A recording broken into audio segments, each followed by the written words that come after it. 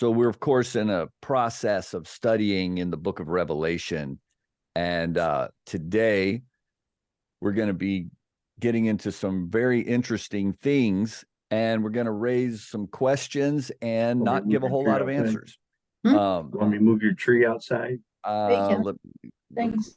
So we are getting into what the Lord shows us and gives us to look at, and there are some visual imagery that we're to consider. And, you know, I am by trade, by day job, I am a school teacher. And the things that we learn through research and experience in teaching that are effective and that work for students to actually learn, and not just for teachers to go through motions. It's fascinating the more I observe the Lord, because the Lord is a teacher, and Jesus told us that the Spirit of truth would lead us into all truth. One of the things that we learn as teachers is that the key is student engagement, and students need to be engaged to receive any value from any lesson.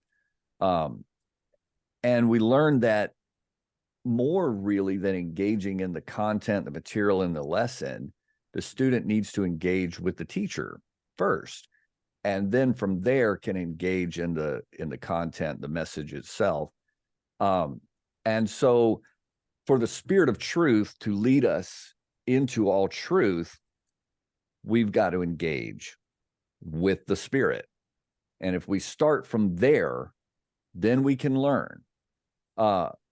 Also, we've learned, as in the education industry and myself through experience, that curiosity is a very powerful engine in learning. And as soon as questions get answered, curiosity is satisfied and turns into nothing, right? It disappears. When you know what you're interested in, you're no longer curious. But curiosity is a driving force.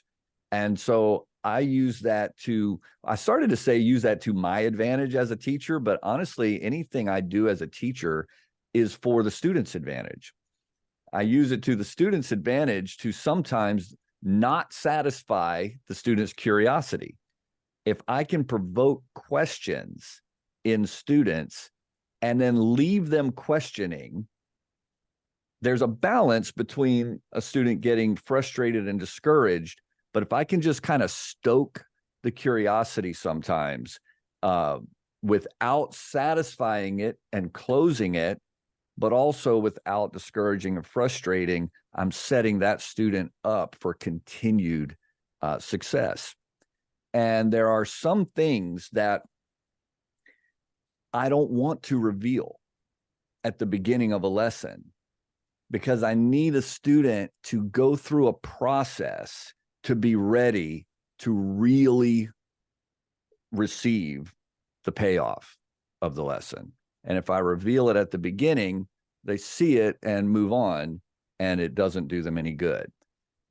And I've mentioned before that I think that a whole lot of the time when we're interested in this end time stuff, what we want is to just know, tell me what country is going to do what, tell me what person's going to do what, tell me what's going to happen, right?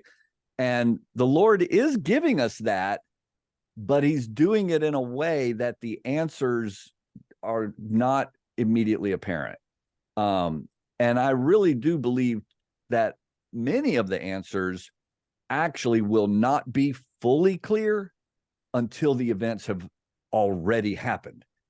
And we saw that in the birth and life and crucifixion of Jesus. The prophecies were there, but they were being fulfilled right before the eyes of the world and of the people of God, even without being recognized at the time. Even the apostles didn't recognize how the prophecies were playing out before their very eyes. So I do believe that that is part of the way things are playing out and will play out in these end times and the prophecies that go with them. But I also know the Bible does let us know that we are not, as the people of God, we're not going to be as ignorant as those that are not the people of God. And these things are given us to read and to study and to engage with the Spirit so that we can be led into truth. And we're going to be aware a lot more than those who are not believers and are not engaged with the Spirit. But we may not get all the answers we want as quickly as we want them, but we're going to engage. So visual imagery can be a powerful engagement tool. And the old saying is a picture is worth 1,000 words. And so some of these things, we may not have all the answers. I definitely do not have all the answers as to what these represent, but I just want to look at them. I just want to take them in. And when I'm a teacher in a math class, there are times that I just want students to have been exposed to something that later will connect. And if I just want them to be exposed, they're not going to see all the ins and outs of why they were exposed to this and what it is, but it just gets into the brain. And then later it's going to connect. And I personally feel like that's where I'm at in the study of the book of Revelation. And I'm just going to share some of the things that I'm seeing in my study. So today we're getting into the seven seals and the opening of the seven seals. So the Bible talks about a book, right? And a book, a scroll at the time, I don't know exactly what it looked like. Maybe it looked more like a book. Maybe it looked more like a scroll. But it definitely says it's sealed with seven seals. We talked a little bit last week about what the seal is and the authority that it carries, and the fact that physically it's not difficult to break, but you have to have the proper authority and the proper authorization to break it, qualifications. And we read last week the scene in the throne room where nobody was found to be able to open these seals, but then the Lamb was qualified to open it. And it particularly indicated that he was qualified because of having given his life. So this picture that I chose for our graphic shows seals in layers that maybe we could think of it as opening a seal opens up a chapter where that much of the information can be read. Then the next seal has to be opened up to get into the next chapter. I think that's a pretty neat idea. The Bible doesn't specify that. It may be that the entire thing is sealed with all seven, and you can't get into any of it until all seven seals are broken. But this is one way of envisioning what John may have seen when in the book of Revelation. So we're going to get into, I put chapter 6 on that heading, but that's, okay, yeah, it is chapter 6. Why was I thinking it was chapter 5 for a minute? Whatever, it's chapter 6. Here we go. Verse number 1 says, "And I saw when the Lamb opened one of the seals, and I heard as it were the noise of thunder, one of the four beasts saying, 'Come and see.'" Now, I do want to point out to us, in the throne room, there are the four beasts. And we're not going to dig into those four beasts today, but just put it in your mind that it's going to come back later and it's going to connect later. And we have one of the four beasts asserting himself with an announcement here, going along with the opening of the first seal. And this verse tells us that his voice, his speaking, was like the sound of thunder, the noise of thunder. I heard, as it were the noise of thunder, one of the four beasts saying, "Come and see," thunderously. "And I saw, and behold, a white horse, and he that sat on him had a bow, and a crown was given unto him. And he went forth conquering and to conquer. And when he had opened the second seal, the Lamb is the one opening the seals, I heard the second beast say, "Come and see." So once again, we've got four beasts, and with the second seal, a second beast is implicating himself and making an announcement. So there went out another horse that was red, and power was given to him that sat thereon to take peace from the earth, and that they should kill one another.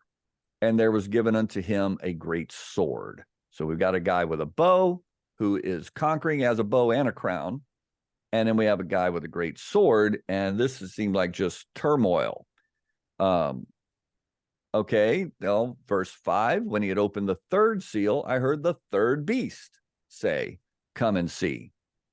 And I beheld, and lo, a black horse. He that sat on him had a pair of balances in his hand, so like a balance scale. And I heard a voice in the midst of the four beasts say, "A measure of wheat for a penny, and 3 measures of barley for a penny, and see thou hurt not the oil and the wine." So produce, products, merchandise here. And verse 7, and when he had opened the fourth seal, I heard the voice of the fourth beast say, "Come and see." So these first 4 seals, one at a time, the 4 beasts invite us to see what's going to happen when the seal is open. So there's an association between these 4 seals and the 4 beasts that are around the throne. And I looked, and behold, a pale horse, and his name that sat on him was Death, and hell followed with him. And power was given unto them over the 4th part of the earth to kill with the sword, and with hunger, and with death, and with the beasts of the earth. So 4 different ways to be killed listed here. And there's a mention of the 4th part of the earth. I'm not really sure what the mathematics here is. I don't know if it means there's power just only over a 4th, and 3/4 are completely excluded from the power. And then all 4 of these killing methods all happen within the 4th part of the population. Or I'm kind of leaning toward thinking that really it's actually each 4th part of the earth is subject to one of these 4 things. But in any case, I also don't know the answer to whether this is literal in terms of the actual physical population coming under these things, or whether it's something more symbolic than that. So take a look here. We got kind of some cartoon comic book rendition of what these things could be imagined to look like based on the descriptions. We've got a white horse, which is a rider with a bow and a crown. And we've got a red horse with a rider with a sword and not conquering, but taking peace away. And we've got a black horse with a rider with a scale, and then a pale horse, and the rider's name was Death. Now that's the cartoony comic booky rendition. But just consider this, though, that the colors here aren't necessarily unnatural. We have a white horse, a red horse, a black horse, and a pale horse. White horses exist. There are real white horses. A red horse, I don't think, honestly, that it's referring to fire engine red or candy apple red. I think this is a red horse. And there are natural real horses that are described as red. It's more brown than red, but it's a red tinted brown, and it's a natural, normal, common color of a horse. And just like if you have a person with red hair, their hair is not fire engine red, candy apple red. There's a natural color that's referred to as red because it has a more reddish tint to it than the other natural colors have. So I don't know, maybe it looks like the comic book version, and maybe it's bright candy apple fire engine red. my thinking is more likely these horses that he saw were natural looking horses. Black horses are real. And then this pale horse thing. There's a coloring of horses that is sometimes called dapple. And, you know, when you're just reading this, pale horse, I mean, white seems like a pretty pale color, right? But there has to be a distinction between what is a white horse and what is a pale horse. I've even come across people who interpret this pale horse thing to indicate that the horse was translucent. And I guess that's possible. Anything is possible with the Lord. And in a vision, you know, these things are symbolic anyway. They're visions that represent things. But that would definitely fit the word pale to be a dapple horse like this. And there's some interesting connections to some other prophecies if we interpret it this way and envision the pale horse being a dapple horse. We look back at Zechariah. Zechariah was a prophet who lived during the time that we call the captivity. The kingdom of Judah was taken into captive, conquered by the empire of Babylon. The empire of Babylon was later conquered by the empire of Persia. So during these years of captivity, the kingdom of Judah was under the empirical rule of Babylon and then of Persia. Babylon is a common mention in the book of Revelation. And the overthrow of Babylon is a major part of the storyline of the book of Revelation. Zechariah is living and prophesying toward the end of the time of the captivity, hundreds of years before Jesus was born. And he sees visions. And he writes about his visions, and he speaks about his visions, and he proclaims prophecies to the people and to the leaders. And there's some interesting things he has to say that we're going to take a look at here in Zechariah chapter 1. It says, upon the 24th day of the 11th month, which is the month Sebat, in the second year of Darius, came the word of the Lord unto Zechariah, the son of Berechiah, the son of Iddo, the prophet, saying, I saw by night, and behold, a man riding upon a red horse. And he stood among the myrtle trees that were in the bottom, and behind him there were red horses, speckled and white. No black horses mentioned here, but we've got red, speckled, which is perhaps a different adjective to refer to the exact same kind of horse that John called a pale horse. And we've also got a white horse here, or white horses. Then said I, O my Lord, what are these? And the angel that talked with me said unto me, I'll show thee what these be. And the man that stood among the myrtle trees answered and said, these are they whom the Lord hath sent to walk to and fro through the earth. Let's just take notice of that. These horses, they're sent to walk to and fro through the earth. And they answered the angel of the Lord that stood among the myrtle trees and said, we have walked to and fro through the earth, and behold, all the earth sitteth still and is at rest. So he's seeing this vision, apparently, where what these horses were sent out to do, they're done with. And now they're chilling under the myrtle trees after having completed the task. Then the angel of the Lord answered and said, O Lord of hosts, how long wilt thou not have mercy on Jerusalem and on the cities of Judah, against which thou hast had indignation these 70 years?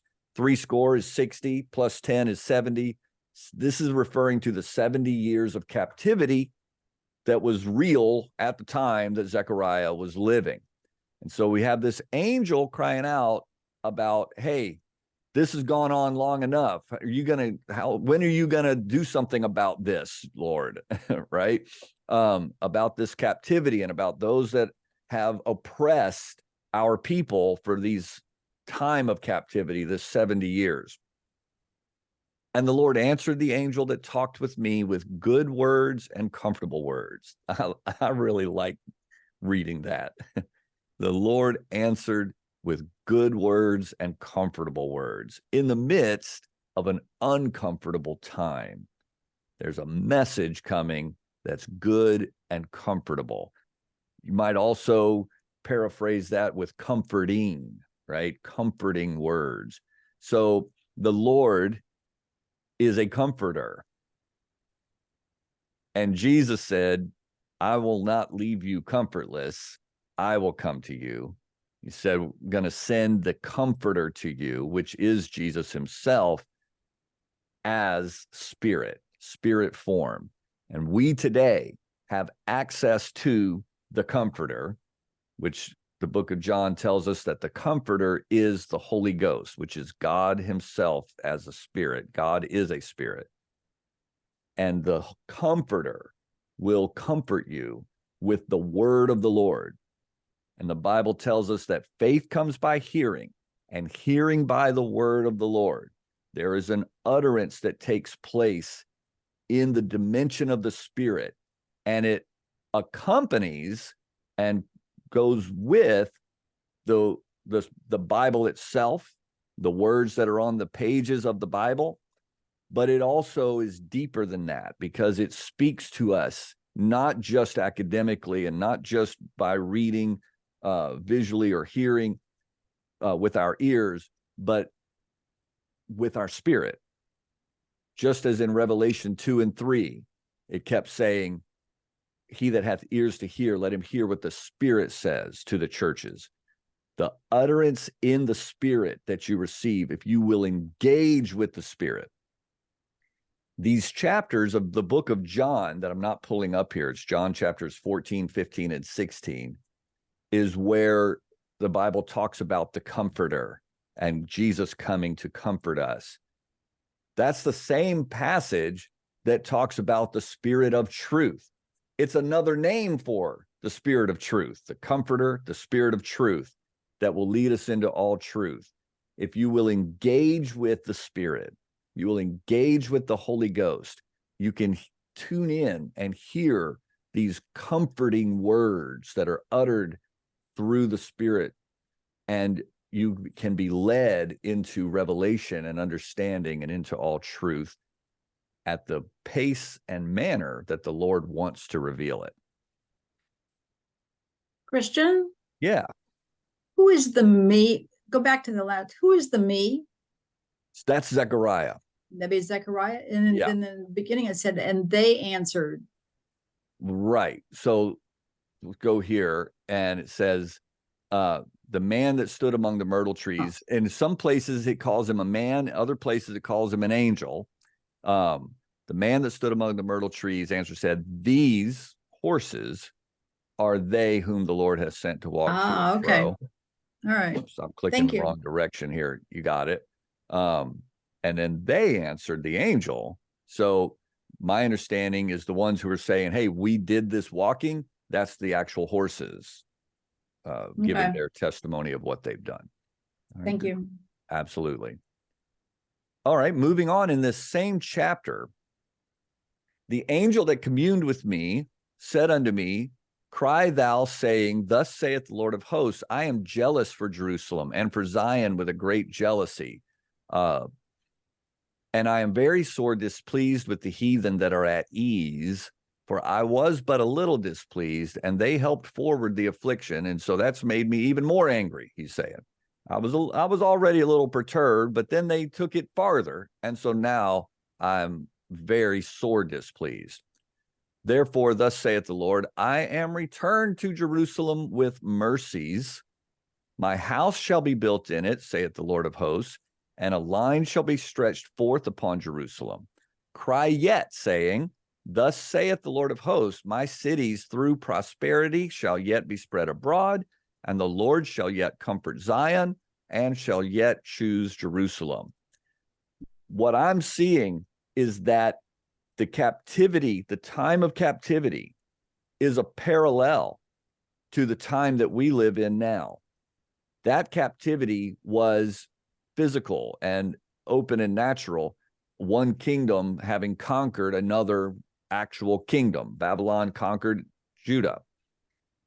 Now we live in a day where there's a spiritual parallel, that the prince of the power of the air is dominant in our world, and there's a time of the empire of the other side, of the dark side, not referring to the Star Wars empire, but being in temporary power, just as the time of the captivity.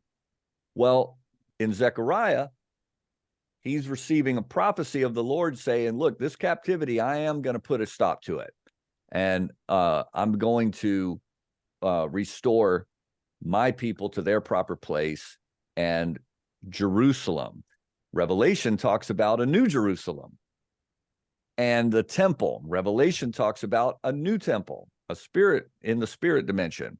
These things are parallel to each other, and the ending of the captivity is parallel to the end time prophesied in the book of Revelation. So then he continued, said, then lifted I up mine eyes and saw, and behold, 4 horns. Now, typically in the Bible, a horn is a representation of a power. So I saw 4 horns. And I said unto the angel that talked with me, what be these? And he answered me, these are the horns which have scattered Judah, Israel, and Jerusalem. And the Lord showed me 4 carpenters. And then I said, what did these carpenters come to do? And he spoke, saying, so I already showed you, these are the horns over here, which are scattered Judah, so that no man did lift up his head. But these carpenters over here, they are come to fray the horns, to cast out the horns of the Gentiles, which lifted up their horn over the land of Judah to scatter it. So 4, right? 4 horns, and then 4 carpenters come to fray the 4 horns and to cast them out. Perhaps the 4 carpenters are another illustration of the same thing that the 4 horsemen are illustrating. Continuing on, we're actually turning the pages to Zechariah chapter 6. So this is a different vision that Zechariah had, but still in the same context of history and the time in which Zechariah lived. Zechariah chapter 6 says, I turned and lifted up mine eyes and looked, and behold, there came 4 chariots. So again, 4 things. These 4 chariots came out from between 2 mountains, and the mountains were mountains of brass. That actually has a connection that we're not going to get into today, that we'll point out on another day, a parallelism of these mountains of brass. But let's just look at the 4 chariots. Now, what kind of animals typically pull chariots? Horses. Verse 2, right? And the verse 2 says, in the first chariot were red horses, and in the second chariot, black horses, and in the third chariot, white horses, and in the fourth chariot, grizzled and bay horses. Now let's take a look at these words, grizzled and bay. This is the King James version that we're looking at right now. And we see these words. If we looked at the NIV, instead of the word grizzled, it uses the word dapple. So that's that speckled. In Zechariah 1, it says speckled. In Revelation, it says pale.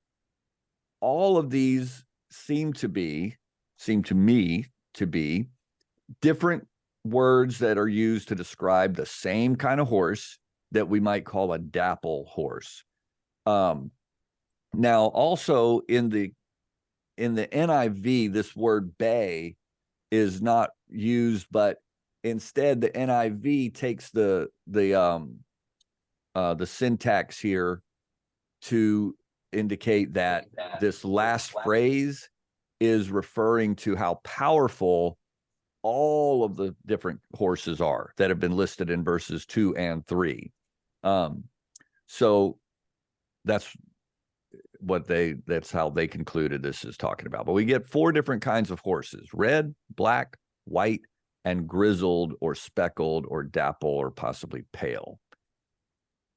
Then I answered and said unto the angel that talked with me, what are these, my Lord? Which, I mean, let me just say before even reading farther, this can't, I mean, can this be a coincidence that Zechariah is seeing 4 different kinds of horses, 4 different colors of horses, and it's the exact same kind that John saw in his vision and Revelation? I don't think it's a coincidence. All right, so he said, well, what are these? And the angel answered and said unto me, these are the 4 spirits of the heavens, which go forth from standing before the Lord of all the earth. Now, we've talked multiple times in our studies about the word spirit and how that the words in the biblical languages, the word spirit and the word wind are interchangeable with one another. The 4 spirits of the heavens can also be called the 4 winds of the heavens, which go forth from standing before the Lord of all the earth. And so just, you've seen that now. We're not going to make the connections today that can be made, but there are some pretty cool connections about these 4 winds, these 4 spirits that we're going to get to. Oh, poor Brandon got removed. I'm bringing him back in now. Okay, so let's just continue. Verse number 6. The black horses, which are therein, go forth into the north country. And the King James says this, the white go forth after them. Now, the NIV says that they went to the west. The grizzled go forth toward the south country. There's no mention here of the white horses. There are 4 horses. 3 of them are apparently going toward compass points. We can add our own logic to associate excuse me, to associate the red horses to the east, but it doesn't actually say that, so we'll be cautious about that. But that is the blank that's left there to potentially fill in. Verse 7, and the bay went forth. Now, this I'm not totally sure how to interpret here, because bay in our language today, talking about horses, is a way of describing red horses, the exact ones that we showed. The red tinted brown that's described as bay. So maybe this is talking about the red horses, but it may also be describing all the horses, and that the word that's being translated as bay is not actually referring to the color, but is referring more to the sort of, I'm not a horse guy, but just referring to these powerful horses. And to me, the context of the whole passage makes me read this as a description of the entire group of all the horses, not just one of the colored groups. But I'm not trying to draw that as a final conclusion. That's just where it's seeming to me at this point. But it says the bay went forth and sought to go that they might walk to and fro through the earth. And he said, get you hence, walk to and fro through the earth. So they walked to and fro through the earth. Then cried he upon me and spake unto me, saying, behold, these that go toward the north country, which that was the black horses, right, have quieted my spirit in the north country. That phrase is kind of weird. Like, what? How has he quieted my spirit? So you remember the phrases we were reading earlier about the Lord being a little displeased, and then things got pushed farther and he became very sore displeased, or we might even understand that he's talking about being angry. So that is a disquieted spirit. An angry spirit is a disquieted spirit, which the word quiet in the Bible is an interesting word. In our modern language, we read the word quiet and we think of volume. It can associate that way, but really more often in the Bible, the word quiet is not about volume, but it's about a state of peace. It's about being peaceful and settled, not, but you can still be loud while you're at peace. And that's what we're seeing here. A disquieted spirit is a restless spirit that accompanies being angry, disturbed, upset, but they've quieted my spirit in the North Country, meaning they've taken care of the things that were bothering me in the North Country. Now, the North, the South, the East, and the West, what is Canada the North and Mexico the South? Probably not. This is all relative, right? Because the Earth is a globe, and you can be anywhere and get to anywhere else going any direction, pretty much, if you go around. Well, it makes sense to think that the center point would be where the nation of Israel is. And so if you know the geography, if you know the modern geography, and if you know the biblical era geography, the countries that are around that area today correspond and have been thriving throughout all of these centuries. And there are, going by different names. Some of them are not. Syria was called Syria all the way back in the Old Testament. It's still called Syria today. Lebanon, we know where Lebanon is, and we read that in the Bible. But there are countries, Iran and Iraq.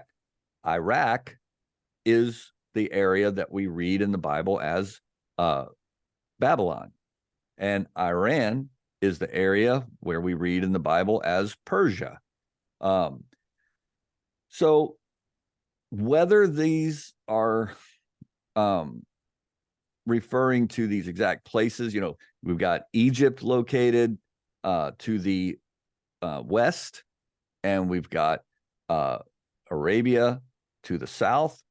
So whether these need to be really connected to these geographical locations or whether it's more spiritual, I wouldn't presume to conclude. I will say this, that it definitely appears very strongly that things that go on in the physical, even in our day, not only in the Old Testament, but even in our day in the New Testament, things that go on in the physical and the geographical parallel things that are going on in the spiritual. I think they're made to draw our attention to the spiritual and not to be overly distracted by the physical in terms of the actual countries, but what are the powers spiritual? The Bible talks about spiritual warfare relating to principalities and powers, that things that operate in the spiritual dimension. I think those are paralleled in the visible, but the real issue is the spiritual. The physical is temporary, the spiritual is permanent. And what we see in the physical, we probably do well to let it provoke us into engagement with the spiritual in prayer and in seeking the Lord and looking for what he's doing and what he wants us to see and know, and how he wants us to pray and how he wants us to reach people. Okay, so in any case, this says what it says. These horses went out these directions, and the ones that went to the north took care of business to the point that the Lord was not so upset and disquieted anymore. Moving on in this chapter, it says, the word of the Lord came unto me, saying, then take silver and gold and make crowns and set them upon the head of Joshua, the son of Josedek, the high priest. So this is the same chapter we were just reading. And he's talking about putting a crown on a priest. We've talked earlier in our study of Revelation about the end of the matter, the back of the book, where the people of God are made kings and priests. and how that's not the normal order of things. And that the Apostle Peter wrote in his epistle that God has made us a royal priesthood. And so we have that symbolism being acted out by Zechariah with the high priest in that day, where he puts a crown on the high priest. So this parallels what we see in the book of Revelation. And verse 12 says, speak unto him, saying, thus speaketh the Lord of hosts, saying, behold, the man whose name is the branch, and he shall grow up out of his place, and he shall build the temple of the Lord. This is a prophetic reference to Jesus Christ himself. And it's talking about him building the temple of the Lord, the Messiah. Now, they were looking for the Messiah to deliver them from the kingdom of Babylon/Persia. But this prophecy applied to that, but it also applies to the end time and Jesus doing the things that are prophesied in the book of Revelation. Even he shall build the temple of the Lord, and he shall bear the glory, and shall sit and rule upon his throne, and he shall be a priest upon his throne, and the counsel of peace shall be between them both. There's some fun details in these words that correspond to prophecies of Jesus and things we know about Jesus that I'm not taking time to bring out today. But verse 15 says, they that are far off shall come and build in the temple of the Lord, and ye shall know that the Lord of hosts hath sent me unto you, and this shall come to pass if ye will diligently obey the voice of the Lord your God. Hey, Christian, can I ask a question? Yeah. Can you go back? Yep. Slide. So I was under the impression, maybe mistaken impression, that there were kings and priests, and they were always basically separate. Right. And that the only real references in the Bible to a king and a king also being a priest was Melchizedek and Jesus. Right? So I'm interested. I find it interesting that we're saying this person and who this character is. Now, Joshua is also, Jesus can also be pronounced Correct. Joshua, right? Correct. Is that That's a reference cool. to Jesus there? So in terms of the actuality, physical reality of what's happening here, I think this is a guy who lived at the time, but I don't think that putting the crown on him was actually making him a king. These prophets at this time, it was common, actually, somewhat common, for God to send them to do some action that was a display that represented something. And, you know, we've got them where they make horns out of something and break something else and stuff like that. One of them, I think, actually built like a scale model of Jerusalem and laid out and, you know, and then destroyed it, and all these things that they did as demos, you know, to convey a message. I'm pretty sure that's what's happening here. They just set the crown on him as an active demonstration of something, not actually making this guy a king. Okay. But it is pretty awesome that his name is the same name as the name Jesus, who is rightfully both a king and a priest. Gotcha. And of course, Melchizedek that you mentioned was a king and a priest. But Melchizedek, as you know, I'm confident you know this, that he was not part of the kingdom of Israel or the kingdom of Judah. His kingdom came before all of that. And so it's like a separate set of rules. You know, he wasn't under the same set of rules and procedures that we're under at this time here. Okay, so now let's turn back to the book of Revelation. So what we've looked at so far are the first four seals. And we've seen that the first four seals have four horsemen. And that also each of the four seals was announced by one of the four beasts who we were introduced to in the earlier chapters. So we've got some seals left over here. And when he had opened the fifth seal, I saw under the altar the souls of them that were slain for the word of God and for the testimony which they held. Now, first, I just want to say, I don't know how to visualize this. When it talks about being under the altar, I'm not sure what that means. I do know that the way the altar was built, there's like a grate underneath it to kind of catch the droppings.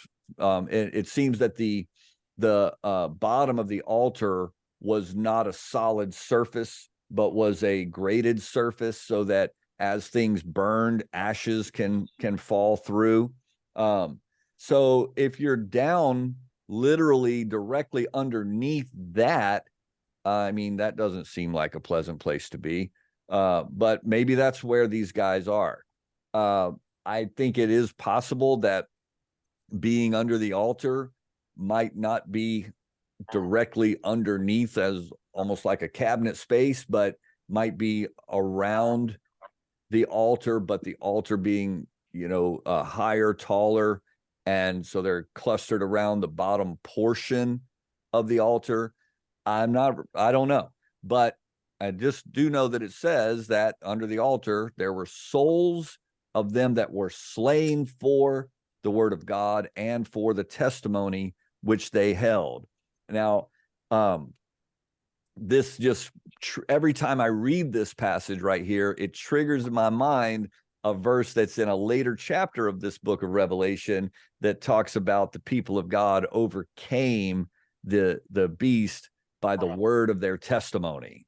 And, these people were slain for the word of God and for the testimony which they held. We also know that the people of God overcame by the word of their testimony. And that may be manifested in a variety of different ways. Maybe for these individuals, that manifestation of overcoming actually took place in their being slain for the word of God and for the testimony that they held. That can be overcoming, because when we get, if we really understand who we are and what the Lord has for us, if somebody were to take our life, they're kind of doing us a favor, sending us to a much better place and much better circumstance than what we're in. But these individuals are under the altar. It's the souls of them that were slain. And they cried with a loud voice, saying, "How long, O Lord, holy and true, dost thou not judge and avenge our blood on them that dwell on the earth?" I don't know if you're catching the echo here right now. Zechariah chapter 1. Part of that prophecy was, when are you going to do something about this captivity? It's been 70 years. Are you going to just let this go on and on and on? And of course, the Lord does not let it go on and on and on. These people have that same feeling that we read in Zechariah chapter 1. How long are you going to not judge and avenge? How long are you going to let the oppressors just kick their feet up and enjoy? How long is this going to go on? And white robes were given unto every one of them. And it was said unto them that they should rest yet for a little season, just hold off, until their fellow servants also and their brethren that should be killed as they were should be fulfilled. There's more that's got to happen. I know you're anxious, but just hold on, take it easy. Verse 12, that was the fifth seal, okay? Which that kind of confounds me a little bit. It's like, what actually happened in this fifth seal? Kind of nothing.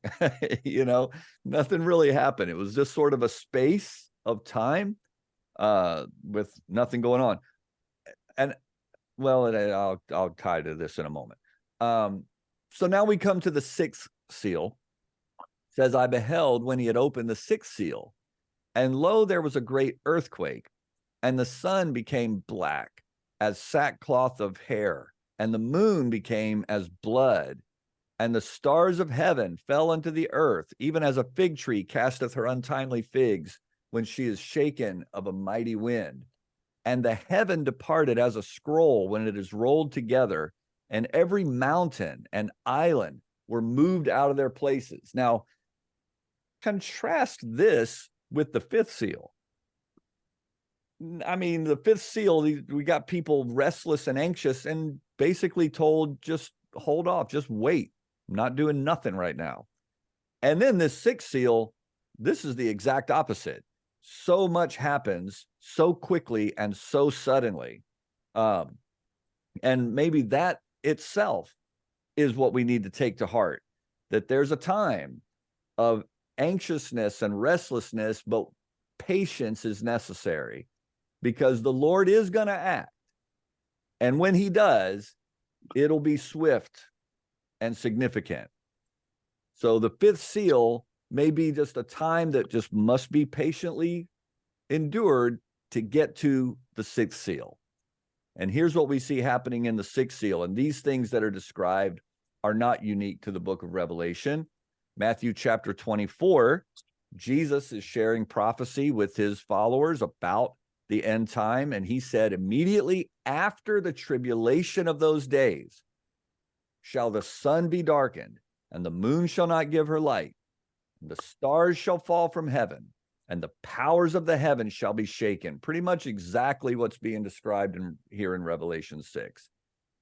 And then shall appear the sign of the Son of Man in heaven, and then shall all the tribes of the earth mourn, and they shall see the Son of Man coming in the clouds of heaven with power and great glory. Now, we read this passage when we talked about the back of the book and the coming of the Lord. Continuing, he says, and he shall send his angels with a great sound of a trumpet, and they shall gather together his elect from the what? The four winds, the four spirits, from one end of heaven to the other. Now learn a parable of the fig tree. And that's something. Revelation 6 made just a little reference, a little mention that the same way the stars are going to fall to heaven, just like a fig's falling off a fig tree. And Jesus makes a sort of a different connection, but still bringing in the fig tree. He says, learn a parable of the fig tree. When his branch is yet tender, putteth forth his leaves, you know that summer is nigh. So likewise you, when you shall see all these things, know that it is near, even at the doors. So be aware that I'm coming quickly, and it may even seem like the fifth seal time, but the sixth seal time is coming. And Acts chapter 2, the Apostle Peter is preaching on the day of Pentecost. And in part of his preaching, he quotes from the book of Joel chapter 2. What Joel prophesied that Peter quoted says this: I will show wonders in heaven above and signs in the earth beneath, blood and fire and vapor of smoke. The sun shall be turned into darkness and the moon into blood before the great and notable day of the Lord come. And it shall come to pass that whosoever shall call on the name of the Lord shall be saved. So the vision that John is receiving, that he's writing in the book of Revelation, he's getting a compilation. You know, I almost think of a band doing a what's the word? Doing an encore, coming out and doing an encore.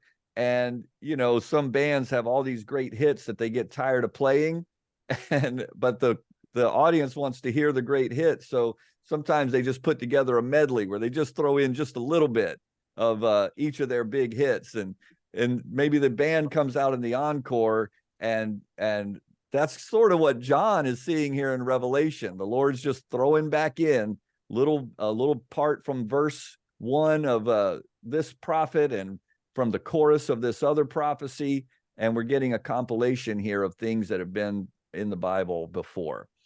Okay, continuing this chapter, verse 15 said, the kings of the earth and the great men and the rich men and the chief captains and the mighty men and every bondman and every free man hid themselves in the dens and in the rocks of the mountains, and said to the mountains and rocks, fall on us and hide us from the face of him that sitteth on the throne and from the wrath of the Lamb. But we know from Job that you cannot hide from God. You go every which way, and he sees you no matter what. These people want to hide from God, but you can't do it. Verse 17, for the great day of his wrath is come, and who shall be able to stand? Look at Luke chapter 23. Jesus is on the cross, and he says, turning unto them, said, daughters of Jerusalem, weep not for me, but weep for yourselves and for your children. For behold, the days are coming in the which they shall say, blessed are the barren and the wombs that never bear, and the paps which never gave suck. Then shall they begin to say to the mountains, fall on us, and to the hills, cover us. Hold on 1 second. I need to fix something if I can get to it. Sorry about this. That's not even the one. Give me a second. This is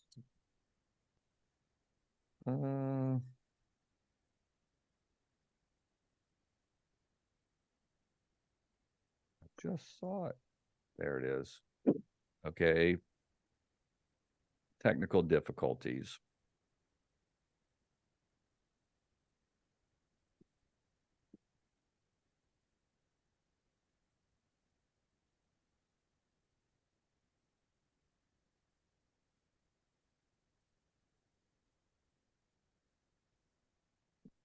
Okay, here we go. Sorry. So let's just kind of recap what we've seen here. 4 seals. We have a white horse, rider with a bow, red horse, rider with a sword, black horse, rider with a scale, pale horse, rider whose name is death and hell's coming with him, white horse, red horse, black horse, pale horse. The black horses went to the north, according to Zechariah. The speckled horses or dapple horses went to the south, according to Zechariah. The white horses, depending on how you read the King James and the NIV, may have gone to the west. The red horses are not mentioned, but the leftover compass point is to the east. And Revelation tells us that the rider with the bow and the crown went forth conquering and to conquer. Now, let me just say that conquering and using a bow seems pretty violent, and obviously it is. But the result of conquering is peace. And like the Roman Empire, they were very violent, very bloody, very ruthless. But their conquest gave rise to an era of great peace and great order. So maybe there's an association there with this white horse accomplishment of the order and the peace that comes as a result of it. The black horse is a measure of wheat for a penny. We've got the scales. I don't know why I've got that here because that's the third horse. Let me come back to him. Let's go to the red horse. The red horse said we're going to take peace from the earth, that they should kill one another, infighting. That may be a contrast. You know, on first read, it kind of seems like, okay, the white horse guy has a bow, the red horse guy has a sword. I mean, it's kind of the same thing, but maybe it's almost the exact opposite, where the white horse's violence brings peace and the red horse's violence brings chaos. And we see a lot of that in our day. Mm-hmm.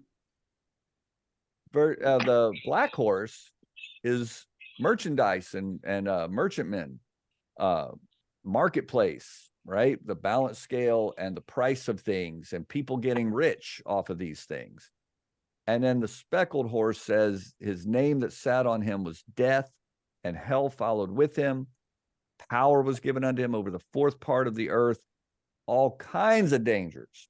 So pretty much this, to me, the connotation that I received from this is that like all the security of civilization has amounted to nothing.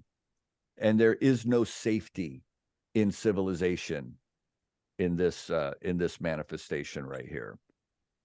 So once again, this is where we are in the context of the book. And we're going to go from here. Oh, I didn't read about how did I leave this out? The seventh seal Yeah. is only mentioned in chapter 8, verse 1. And I don't have it to display, but we'll see it in the future. But all it says is that when the seventh seal was open, there was silence in heaven for about half an hour. So that's kind of interesting, but it doesn't really say anything else, but it leads right into the seven trumpets. Now, there are various ways to kind of put these things into context. One way is that the seventh seal includes, if you think of these as chapters of a book, right? Now, even if they are chapters of a book, or if we're to think of them as chapters of a book may be a narrative, in which case, typically, chapter 2 chronologically comes after chapter 1, right? But a book can also be a textbook. And chapter 2 is not a chronological relationship to chapter 1 and chapter 3, but different aspects of things and different layers of realities in a biology book or whatever else.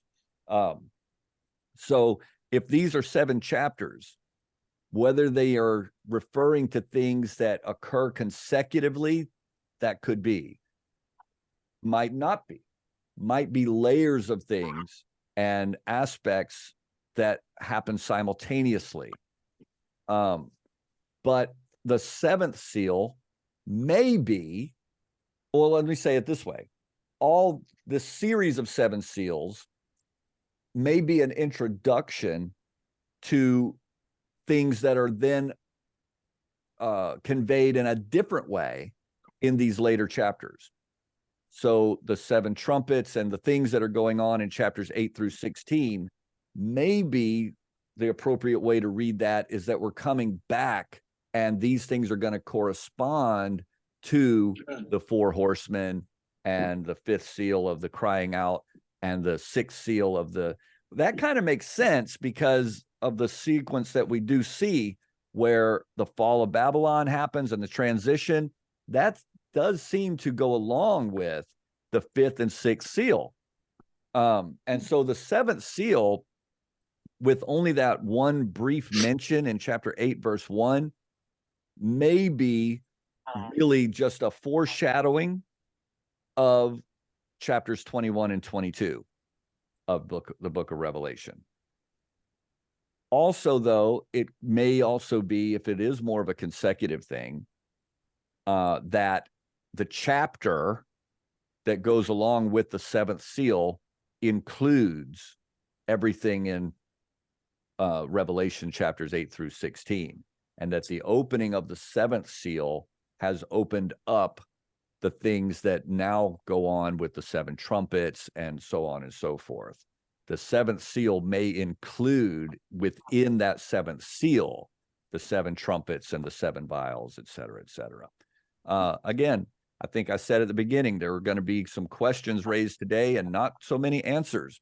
And so there we are. Let's let these questions reverberate in our mind and let the Lord stoke the power of curiosity to engage us with the Spirit so that he can lead us into truth.